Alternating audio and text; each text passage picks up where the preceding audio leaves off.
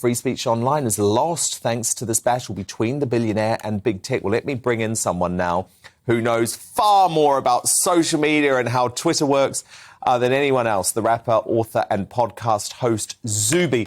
So, Zuby, break this down for me. What does this all mean? Is Elon Musk really not going to be buying Twitter? And surely the repercussions for free speech are huge.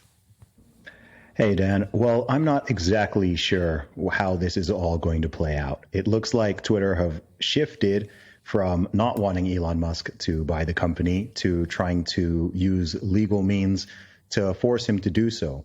From what I understand, I think it's most likely the case that it turns out that there are a much higher percentage of bots than perhaps they initially let on. So that would mean that the valuation of Twitter that he proposed was actually overvalued if they don't have as many real users as he was led to believe.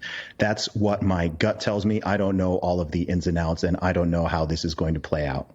How bad for free speech will it be, Zuby, if Elon Musk doesn't end up buying Twitter? Because he was sort of my last hope, really, in terms of someone who could actually make a difference to what Twitter has become.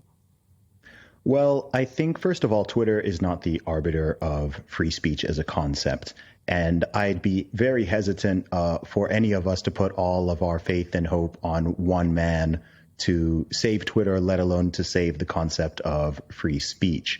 Now, I think in terms of what would happen if he doesn't buy it is most likely they will just continue on the trajectory that they've been on. In essence, nothing would change. It would stay how it is now. There would be people getting censored and banned and deplatformed for silly things, often with no course of action, no recourse that they can really take.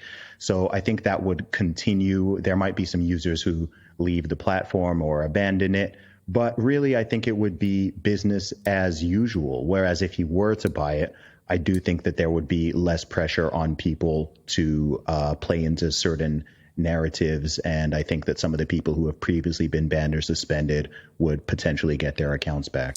Well, indeed, Zuby, and I wanted to mention that finally, because, of course, this is where it actually could have real ramifications for the next US presidential election. I mean, over the past 24 hours, Trump has come as close as he's going to get to officially confirming that he is going to be running for president. Now, if Elon Musk were to have bought Twitter, he almost certainly would have been reinstated on the platform, which would have been a massive boost for his campaign, because we know how influential Twitter was in terms of him winning the White House back in 2016.